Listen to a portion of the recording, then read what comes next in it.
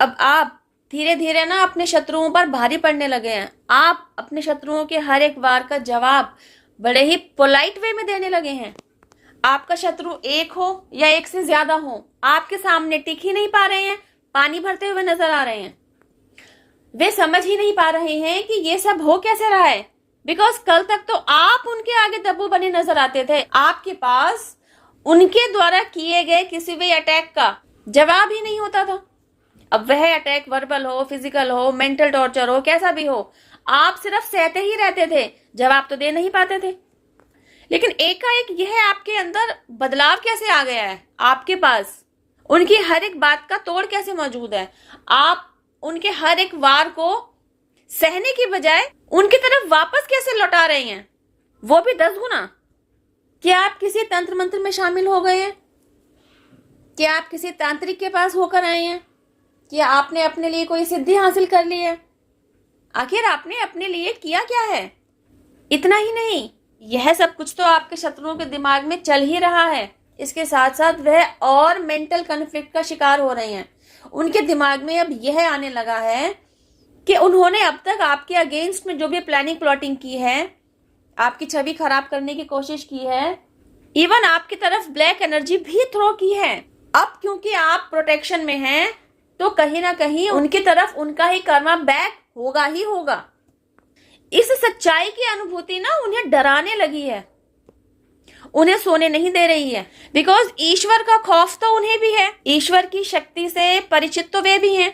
वे भी जानते हैं कि जिसके प्रोटेक्शन में खुद ईश्वर आके खड़ा है, उसे कोई हाथ भी नहीं लगा सकता, उसका बाल भी बांका नहीं किया जा सकता। महाभारत सबसे सटीक और सच्चा उदाहरण है इस बारे में कि पांडव गिनती में सिर्फ 5 थे, लेकिन भगवान कृष्ण के समर्थन की वजह से जीत उनके पक्ष में थी। क्योंकि उन्होंने आपको दबाने के लिए, आपको टॉर्चर करने के लिए, आपके वजूद तक को मिटाने के लिए ब्लैक एनर्जी का सहारा लिया। तो उन्हें लग रहा है आपने भी कहीं कुछ ऐसा ही तो नहीं किया उनके अगेंस्ट। उन्हें दूर दूर तक इस बात का एहसास ही नहीं। वे समझ ही नहीं सकते कि आपके साथ खुद ईश्वरीय शक्ति जुड़ी हुई है। तो जिसका पालनहार खुद ईश्वर है, उसका कुछ भी बिगाड़ेगा कौन? और जिसको सजा देने वाला खुद ईश्वर है, मतलब आपके शत्रु, तो उन्हें बचाएगा कौन? तो अब आपके और आपके शत्रुओं के बीच ना युद्ध की यह कॉन्स्पिरेसी चल रही है। You are on divine path, तो आपके साथ सब अच्छा ही अच्छा हो रहा है। और उन्होंने, मतलब आपके शत्रुओं ने अपने पाथ को छोड़कर निगेटिविटी का सहारा लिया, तो उनके साथ निगेटिव एनर्जी आकर जुड़ी है। एक तरफ डिवाइन पावर और एक तरफ निगेटिव पावर, जीतेगा कौन? आप जानते ही हैं।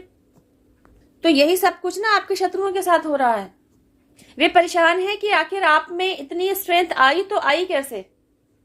आपकी विल पावर जिसको उन्होंने चकनाचूर कर दिया था, वह स्ट्रांग हुई तो हुई कैसे? वह जानते ही नहीं है कि आपके ऊपर ईश्वर की कृपा बरस रही है। आपको यहां तक पहुंचाने के लिए, इस बुराई रूपी युद्ध के साथ फाइट करने के लिए खुद ईश्वर द्वारा तैयार किया गया है। और यह सब कुछ आपके साथ हुआ तब जब आप सेल्फ अवेकनिंग प्रोसेस से गो थ्रू हुए, जब आपने खुद पर काम किया, जब आपने खुद को हील किया।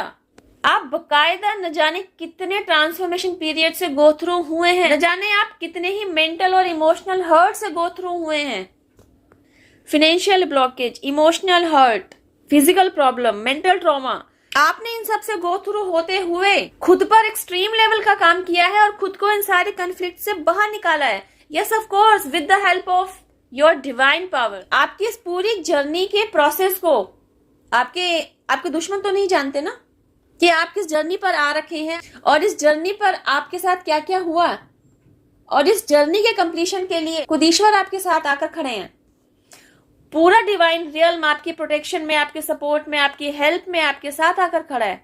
यह सब कुछ आपके दुश्मनों को नहीं पता है। तो जब जब वे किसी भी तरीके का अटैक आपकी तरफ करते हैं ना, वह वापस उनकी तरफ जाता है, बल्कि 10 गुना तेजी के साथ। तो आपके दुश्मनों के साथ हो क्या रहा है? आपका बाल बाका नहीं कर पा रहे हैं, अपनी जान मुसीबत में डाल रहे हैं। और आपने इस तरफ खुद को ईश्वर को पूरी तरीके से समर्पित कर रखा है और चैंटिंग करते रहते हैं, मेरे साथ सब प्रभु इच्छा से हो रहा है, मेरे साथ सब प्रभु इच्छा से हो रहा है, मेरे साथ सब प्रभु इच्छा से हो रहा है। सुबह शाम उठते बैठते सोते जागते जब भी आपका ध्यान इस तरफ आता है, आप इस चैंटिंग को मन ही मन दोहराते रहते हैं, इस चैंटिंग को बोलते रहते हैं, इस सेंटेंस को चैंट करते रहते हैं और साथ ही साथ अपने सारे काम भी करते रहते हैं। जितना विश्वास आपने इस सेंटेंस को चैंट करने पर डाल रखा है ना, उतनी ही तीव्र गति से आपके लिए इस सेंटेंस की सत्यता प्रमाणित होती जाती है। ईश्वर आपके साथ ही है, आपको इस बात के सबूत मिलते चले जाते हैं और आपके साथ सब कुछ अच्छा ही हो रहा है। अपनी लाइफ में आप इसके प्रमाण भी देखते चले जाते हैं। पहले जहां आपकी लाइफ में सक्सेस और ग्रोथ के रास्ते में अवरुद्ध आ रहा था, आप देखते हैं धीरे धीरे आपके वे सारे अवरुद्ध हटने लगे हैं। आपकी लाइफ में सक्सेस और ग्रोथ को अचीव करने के रास्ते पर आप और तीव्र गति से बढ़ने लगे हैं। एट लास्ट आप अपने गोल को अचीव करते हैं, ईश्वर का शुक्रिया अदा करते हैं। पूरे डिवाइन रियल्म, यूनिवर्स, एंजल्स, आपके ancestors, spirit guides, mother nature, सभी को धन्यवाद कहते हैं, उन्हें भर भर कर ग्रेटिट्यूड देते हैं। इवन उन्हें ग्रेटिट्यूड देते रहने को आप अपने डेली रूटीन में शामिल करते हैं। बकायदा ग्रेटिट्यूड जर्नल लिखते रहने की आदत को डेवलप करते हैं। आप जर्नल में लिखते हैं, I am thankful, I am grateful. हे ईश्वर, आपने मुझे जो कुछ भी दिया है उसके लिए मैं आपको अपनी तरफ से आभार व्यक्त करता हूँ या करती हूँ। Thank you, thank you, thank you. मुझको, मेरे घर परिवार को सुरक्षा प्रदान करने के लिए बहुत बहुत बहुत शुक्रिया। हमें डिवाइन प्रोटेक्शन घेरे में रखने के लिए आपको कोटि कोटि प्रणाम। यह तो मेरी तरफ से ग्रेटिट्यूड शो करने के शब्द हैं। आप अपने ईश्वर को थैंक यू कहने के लिए अपनी तरफ से कोई और शब्द भी इस्तेमाल कर सकते हैं। Choice is yours. इंग्लिश में, हिंदी में, किसी भी लैंग्वेज में you can express your feeling towards your God. इस वीडियो में बस इतना ही। अब मैं आपसे मिलती हूँ मेरी नेक्स्ट वीडियो में। टिल देन हैव पेशेंस, रब्बा खैर, जय माता दी, take care, bye, stay blessed.